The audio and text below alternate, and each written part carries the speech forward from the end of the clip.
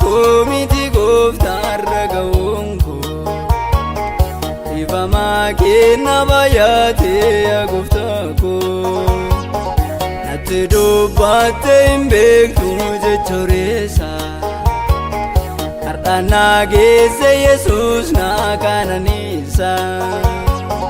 ganama ganama raada gooftaa koo dhiifamni kee har'amni Hindubbata garummaa kee ganama ganama raada gooftaa koo dhiifamni kee har'amni koo hindubbata garummaa kee.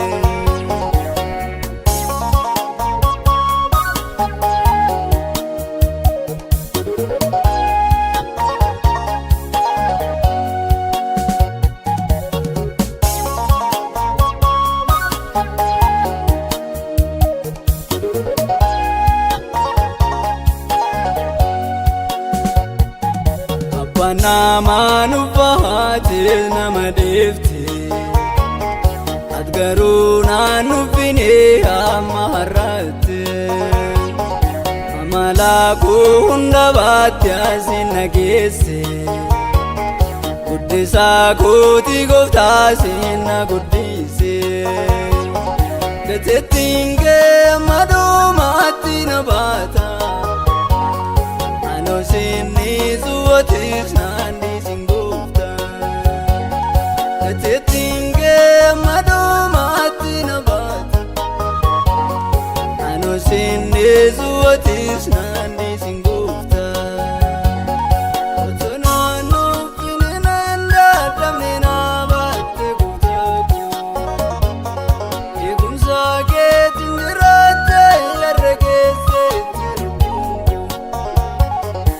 koo naannooffine naan dadhabne naa baatte gooftaa koo eegumsa keetiin jiraatte irra keessetti lubbuun koo.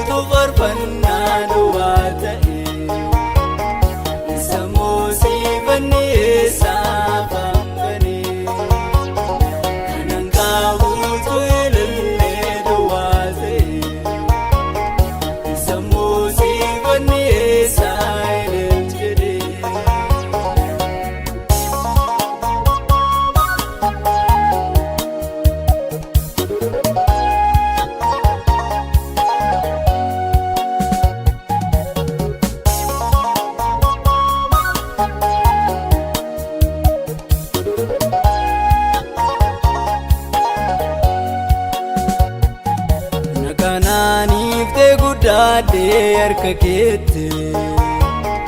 Abeneezeri na gargaarte ammarraatte Jaalala keetu na dhiibee kan naaf qabdu Gooftaa koo aarsaan siif dhiyeessaa urgeeffadhu Galanni ulfinni guddaan inni afaan koo keessaa ba'u Yesuus Waaqa garraamii siif haa ta'u Galanni ulfinni guddaan inni afaan koo keessaa ba'u Yesuus Waaqa garraamii